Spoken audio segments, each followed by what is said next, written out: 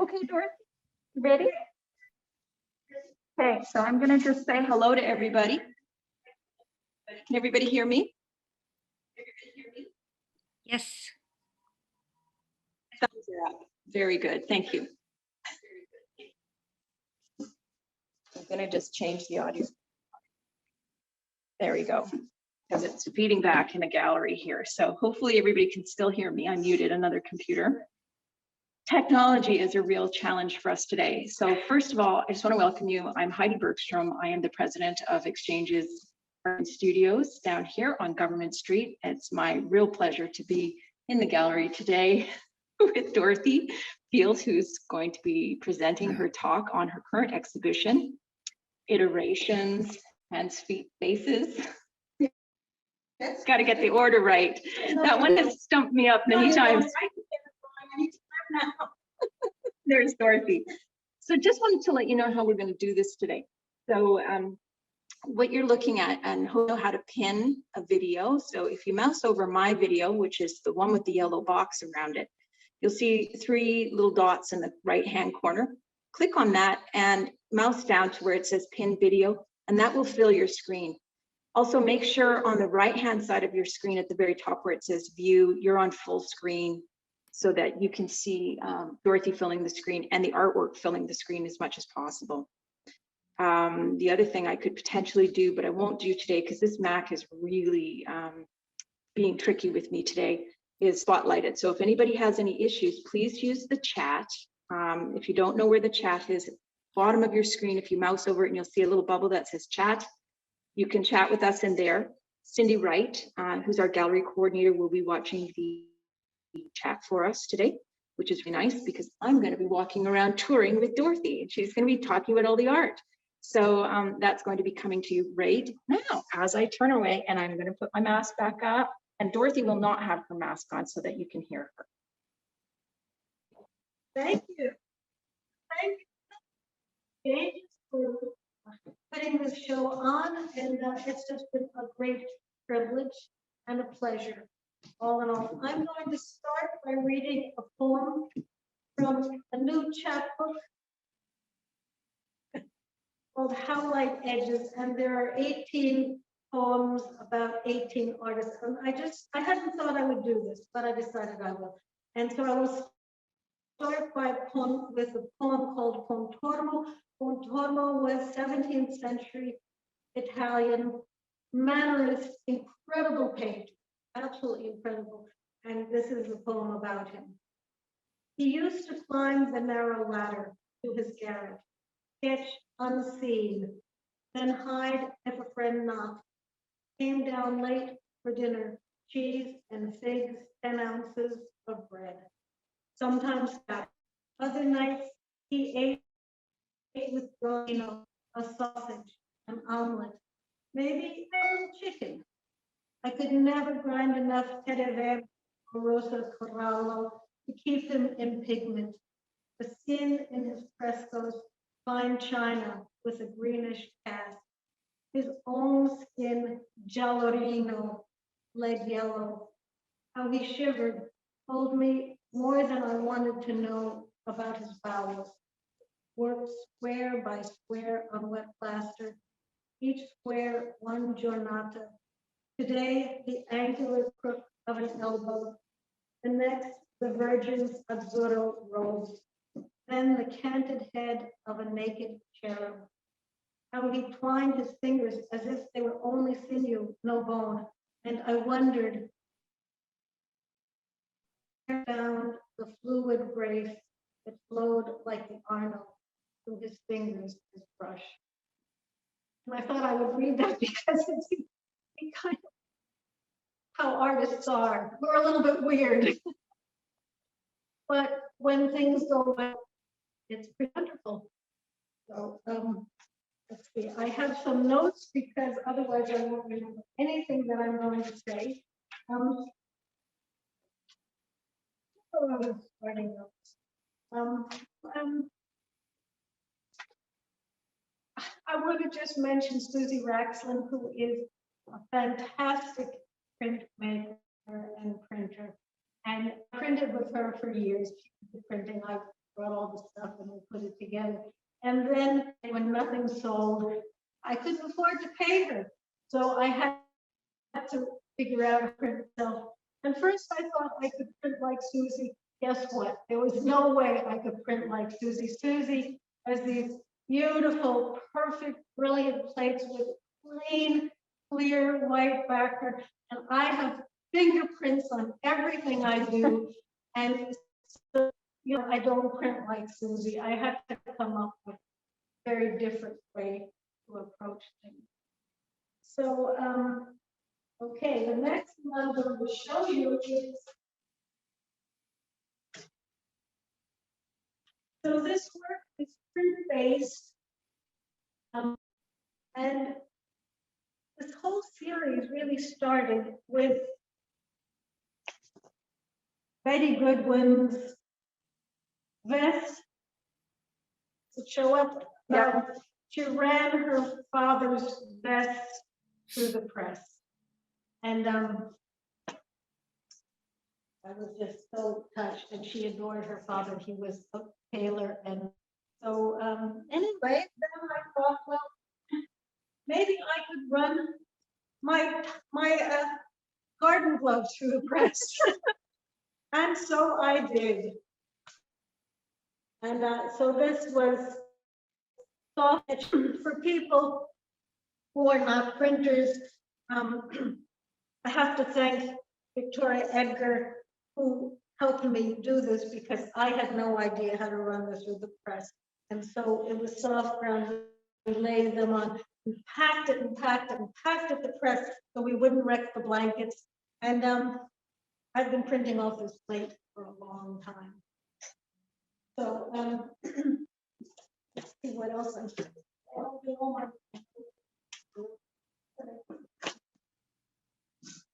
Hold on one second. So I guess I'll say something about the paper. I started as a weaver and interested in making paper. There was a point when it seemed like a lot of the weavers, those who wove with wool, started making felt, and those who wove with silk started making paper. So I started making paper. And so the most of the paper is paper I made, but I'm really not making paper more. When I left Cobble Hill, where I had a big studio, it was one thing, and I came down to do it anymore. But fortunately, I have piles of paper, which is totally fantastic, because it's been sitting in drawers, and it's like it's free. It's, if you buy gorgeous Japanese paper, it's expensive. And that always makes me uptight. So this paper, I'm not uptight about. I'll do anything to it. So that's how it started. Okay. The paper that I make is either Japanese style or Nepalese style plant fibers. All paper is plant fibers, but this is closer to being plants. And the fibers are very long compared to Western paper, where the fibers are much shorter. So the paper is very, very strong. And so you can do all sorts of terrible things to it, and it's happy. What I say about a lot of the paper that we're used to is that it's like a man in an uptight business suit with a very conservative tie. It doesn't do anything. It's just boring. But paper is made by people who really think of themselves as paper makers. It speaks of where it's been, what it's done, and that's there, even if you don't necessarily understand that, but it's there, and we pick it up. And I notice that as people go to the show over and over again, first thing they see is it has a really different way of being. And as I was thinking about this, I thought that in effect, the commercial paper that we use all the time is like colonized paper. And this paper hasn't been colonized. What else? Yeah, so I have all this these drawers of paper that I've made and paper that other people have made. And I'm looking at paper. I'm not a perfect paper maker. I'm not even a really good paper maker, but I'm good enough to have made all this stuff. But I'm so far from being an expert, but this paper is the way I make paper. And so if you come into my basement, I work in a dirty old basement of a 1905 house. And there's just tables everywhere, and they just have scraps, little bits of paper printed on. Something's been done to all of it. And with my paper, since my paper may have holes, may have places where it's uneven, we can go around some paper. Yes. Yeah. Let's look at this paper here. When I was working on this piece, this part of the paper kind of come away. So I had some other paper and I just stuck it back on, and you can see it's much rougher paper. What about this over here with the no, gold? that's not handmade. No, that's got gold on. I'm sure it's not gold, but it's got some kind of gold paper. It's got some, yes. And I wish I remember where I got it, because I'd like to have more, but that was the only sheet I had. This is commercial paper, and I do my best to muck it up so it looks a little bit more handmade.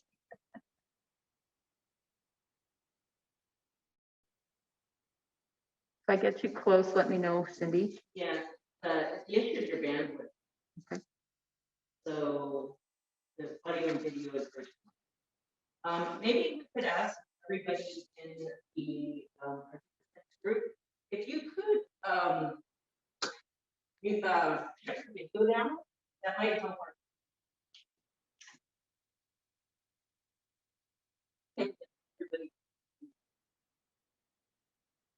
Let's go to this one.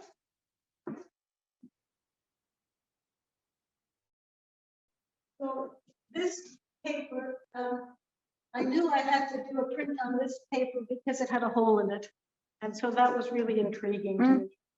So I laid these on top when well, okay, the plate is like this, with the plate part up, and then lay the paper on top.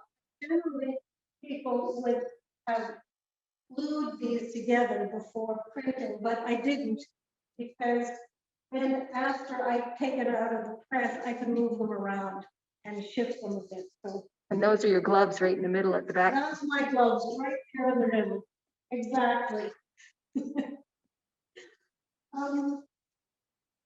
Yeah, so actually I wanted to quote Marshall McLuhan about the medium as a message, because I think in many ways the paper really has a lot to say. So I showed you my garden gloves, and then there were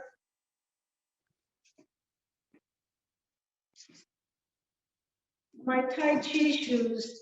So they're two separate plates, but I could do anything to them. So that was fun. Let's see if we have some large, well, here's some Tai Chi shoes. I should mention while I see them, one of my favorite printing techniques is potato printing. Which, you know, Back to the origins, it's okay. What's the text in the background? Okay, the text in the background is from an installation in 1989 when my husband had been kicked in the head by a steer, and after it was clear he was going to survive and be more or less intact in his brain, I made 8 paper cow skulls and I started smashing them and doing all this stuff. And in the process of that, I remembered being sexually abused. And so this was a show about that. And this was letterpress printed text that after I finished those 8 cow skulls, I brought them to my computer and I just took one at a time and wrote everything I knew about it, because I had called up Greek myths, I called up First Nation stuff, everything that was kind of stuck in the back of my head had come out in those 8 pieces, which I had not done any control whatsoever. And so, so this is very precious. And so I love the text. I mean, not the words, but the look of it. So it turns up in various things. That's interesting. Thank you, Cindy. How's that? Is that good? Yeah, right from there. So it's very layered, like our memories. Yes, it is. Yeah, and probably went through the press a whole lot of times. Yeah. Thank you for sharing that. It was a great, I mean, it was a terrible, terrible time, but to have done a series of works that way, which had no intellectual, nothing planned, it changed the way I worked. I wish I could work that way all the time, but not for that reason. Exactly. Yeah. So, in general, traditional paper printmakers do editions. So do however many, 20, 50 of the exact same thing. There is no possible way I could do an edition because I'm a slob.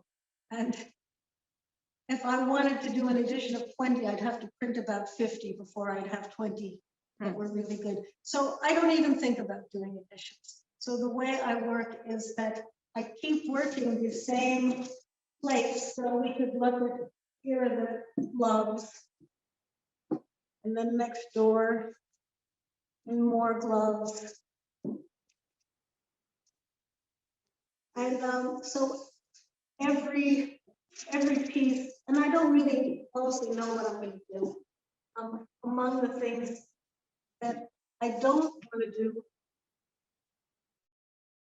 is know where I'm going. When I first started working as a weaver, I would put a warp on, and I thought, and I had something very clear in my mind, and I wanted it to turn out to be what I had in my mind. And of course, it never turned out the way I had it in my mind. So I was always disappointed. So fortunately, I gave up having things in my mind, and that's made life a whole lot better. Let's just go to these because these are the most probably taken apart in some way. So I actually dampened the paper as one does before printing and scrunched it all up and put it on the plate and ran it through and then opened it up.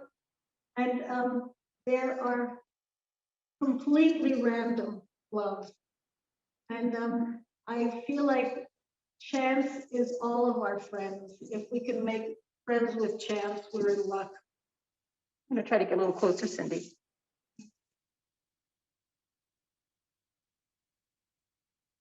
Yeah, they look really fractured. That's actually good.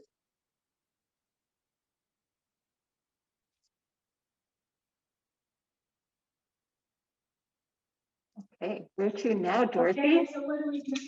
So let's talk about the lift prints. There are a whole lot of lift prints. So lift prints, mono prints, and so simple and direct. You ink up a sheet of plexiglass or glass or whatever, lay a piece of paper down, draw on the back, and lift it up. Now, then you can draw, put it on another color. You could do anything you want, but it's totally one of a kind. And I always find that if I'm drawing and there's some way that I lose any uptightness that I have when I'm working there on some kind of precious. As soon as I'm doing a lift, I do this stuff. And great. So you come in, but anyway, so people keep asking me if these are people I know. You'll see if we go around. There are many, many people.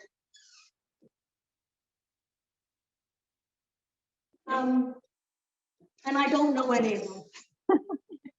I know that if I draw from my head, I draw faces, they all look exactly the same. And so I have lots of books of photography and with many faces, people around the world. And so if I draw from those photographs, they look different. Many times they look like they're from somewhere else, which I like because I've spent time in a lot of places and these faces are like great friends. So in this case, I just did a number of lift prints. I have no idea what I'm going to do with them. They just float around in my studio. And then I just start kind of saying what might go with what. And so then besides that, then I love text. So in this piece, there is paper I got in Tibet probably, and a tiny printing that says Om Mani Padme Om about 1,000 times on the sheet of paper. What does that mean? It's the most important Tibetan prayer, all the jewel in the lotus, something like that. So here's some, it's Japanese or Korean from a book that I bought in Korea. So everything ends up, who knows, this is, looks like it's English. Anyway, stuff just comes in. And I have no idea where I'm going when I start. And I don't really want to know. And I just keep moving things around. And when I think it's sort of okay, I glue it down and then I go away. And then I think, oh, that's not right. And I do something else and then I go away. And so some of these are done over weeks or months. Sometimes they go in the finished pile and I look at them, oh no, that's not done. So I get them out. So this is how I work. It's The creative process. and I have respect for people who draw pictures beautifully and they're in control and they can do it, but it's just not who I am. I have to go with being this strange random person. Let's see what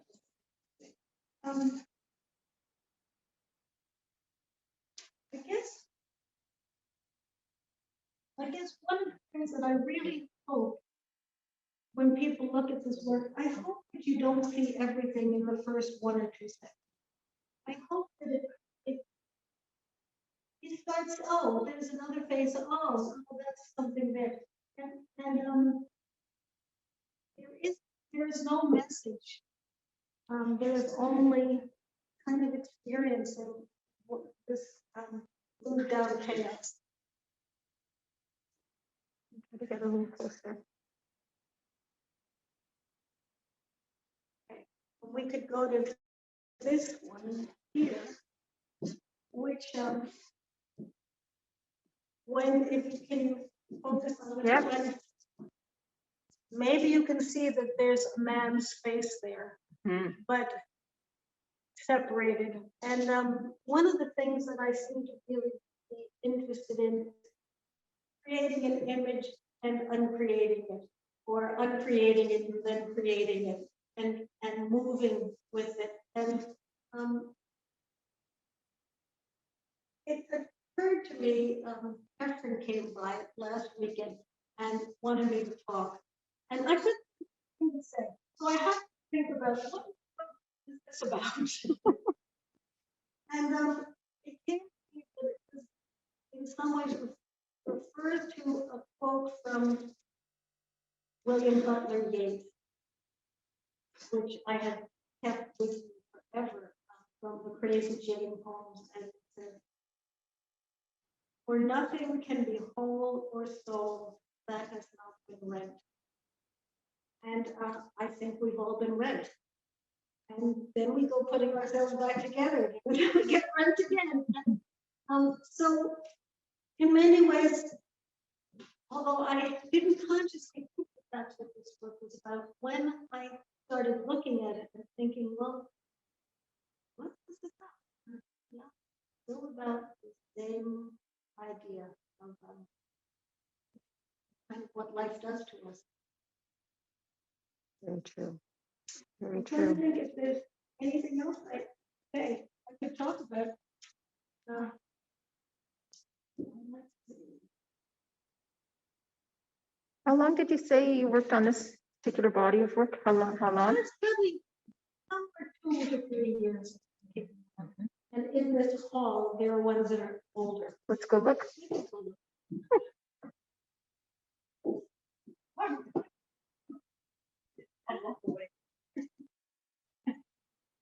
It's okay if you want to come by. We have visitors in the gallery still, under our number though.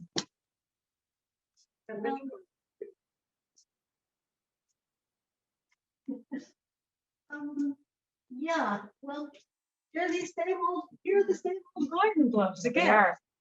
Garden gloves and this print of a man. Actually, I wanted to end with a poem that was inspired by Betty Goodwin. Yeah. Alan at Ground Zero helped me make this print, which used this plate, which used mesquite pods that I collected in Death Valley. I managed to also break through the blanket, which wasn't so good. But anyway,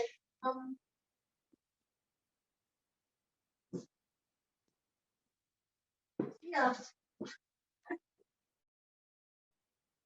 This piece of paper that I potato printed years and years and years ago. And so it got used. So Those are the Tai Chi shoes. those are the Tai Chi shoes on the triangular potato prints. I like this one too. Yeah, that's actually a different hand print. It was an etching plate, but I went back and kind of did dry point to give it more stuff going on. So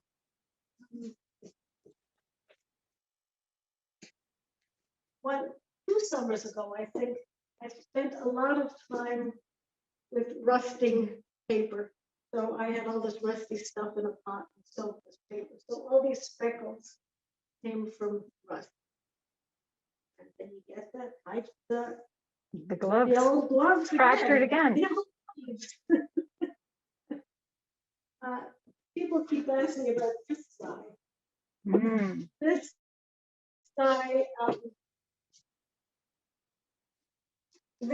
these two parts of this were two little square plates from petroglyphs. Pretty thrilling.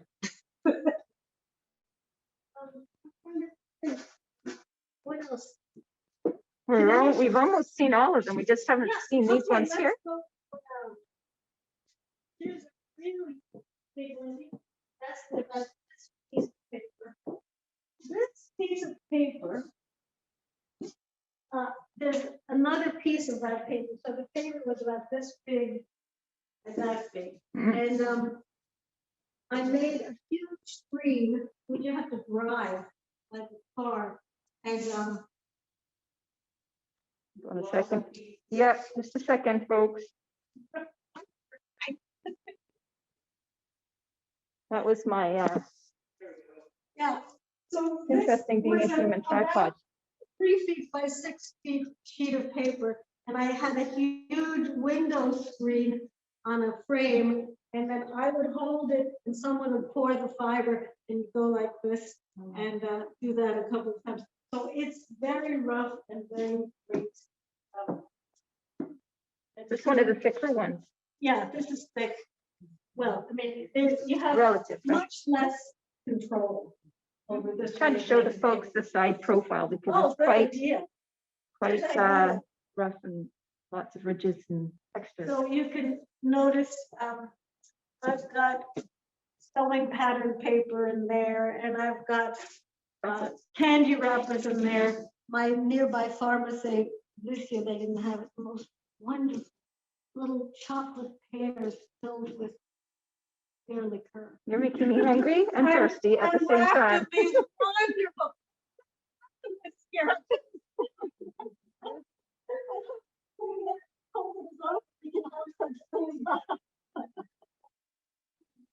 So a little bit about longing then. Yes, that's the thing. I would just say what I really long for from cold was that the chocolate pears come back. Good thought. And these last ones here in the corner. Yeah. So,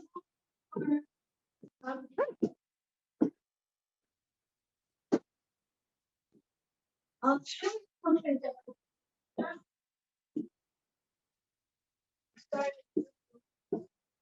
Is this an envelope, Dorothy? yes, yes. Where's it from? See that? Yep, that's right. Yep, I use, and this is some text, any text. I'll use anything.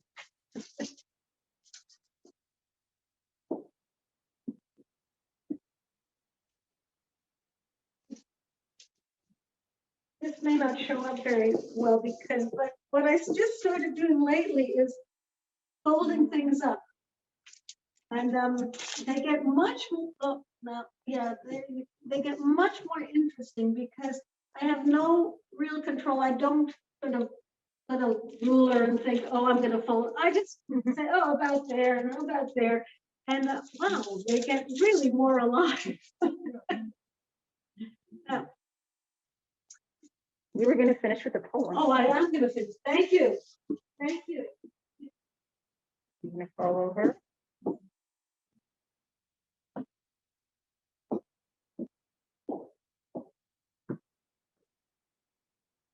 In Betty Goodwin's earlier days, these are two pieces, which let's see if you can see them there. So absolutely gorgeous, these bodies with the stones on a shelf underneath. Betty Goodwin was influenced by Ben Shahn, who I don't know if anybody around here knows him, but he was an American, very involved with social justice, and I think she just, in her early days, always her work is so full of heart, but in the early days it was clearer that it kind of came from the body, through the body, I would say. So this is, should anyone be interested, this is a chapbook with 18 poems. It just was published, I don't know, months ago or something. Congratulations. Thank you. That was exciting. We should put them on our store. If anyone's interested, you can go to Frog Hollow Press and go to catalog and go scroll. Anyway, so I'm going to finish with this poem, How She Abides, Betty Goodwin. Always the body, the homeless, the falling, the fallen, the body have disappeared, smudged, obscured, almost merged with fecund brown earth. The body, like a leaf on autumn's wind, like a carcass hung upside down in the butcher's cold storage, or on its side, feet bare, head skewed, a row of rounded rocks on a polished steel shelf below. The blur, the half-charted passage, dry-eyed, weeping to another somewhere. The empty room, empty bed, resting above a coursing river, islanded from its flow. The body and the empty vest which once held it, in memory of her father, a tailor, too soon gone. Hands, needles, thread, pattern pieces overlaid, vests buried. The body, swimmers floating the surface or plunged. Like her father, smoothing woolen worsted, smooths what throbs, what can't be held, holds us. Lives in charcoal, pastel, and graphite, turns scarred and dirty old tarps into witness, unbearable tenderness. Like a reverse Midas, stretches her to raw holiness, how she abides with us in our bodies, in the grief that comes wordless, whose art is oddish, all the rough hewn beauty, swift passing presence. Thank you. Thank you so much, Dorothy. We have some questions maybe online.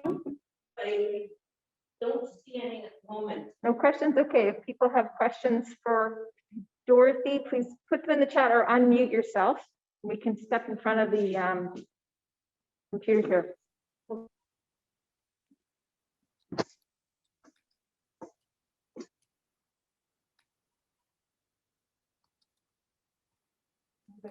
No one wants to know anything. I do. Yeah, I'll take It's Jazzwant. Oh, just a minute. Sorry. I was wondering if I could say something to Dorothy. It's Jazzwant.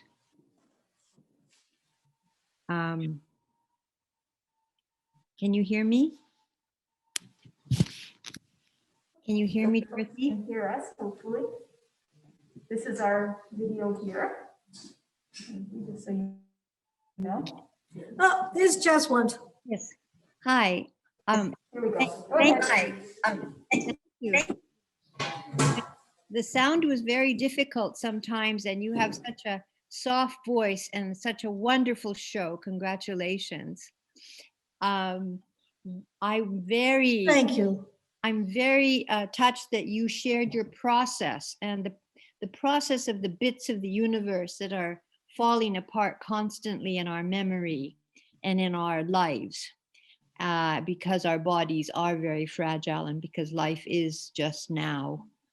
It is beautifully conveyed in what you said, and you quoted, and I didn't get all of it, the William Butler Yeats piece about the rent piece of what was once maybe felt like it was put together, but it's not always put together. And I was wondering if you could give us the quote and say something about this passion you have for staying at that edge in your work. And thank you very, very much for that. I don't think I have a choice. There's no choice. I mean, if I'm going to bother doing something, I might as well be someplace.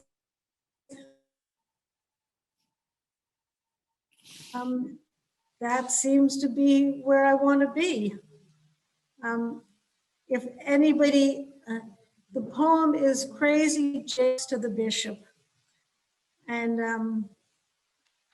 I wish I should have brought it. I should have brought it to read it, because the whole poem is not very long, but it's fantastic. About Crazy Jane does live at the edge. There's no doubt about that. Thank you. There's some people putting thanks in the chat as Oh. well, Dorothy. Okay, everybody, well, thank you. I hope you can hear me. It's always an issue. Yeah, I'll come over to this one. So if there's questions, then we'll sign off for now, Dorothy. And Yeah. thank you. Well, thank you. I mean, it has been a great, great pleasure having this show at Xchanges. It's different from any other show, and it's been a very, very good process. I really enjoyed it. Thank you very much. Hopefully we will see you again. Take care. This has been really great having you all here. We have recorded this session and we're live on Facebook as well. And it will be posted on our YouTube channel. So stay tuned. If you haven't signed up for our newsletter, please shoot us an email and we will send you the link for our newsletter and get you signed up for that. All right. Take care. Have a wonderful rest of your weekend. Thank you.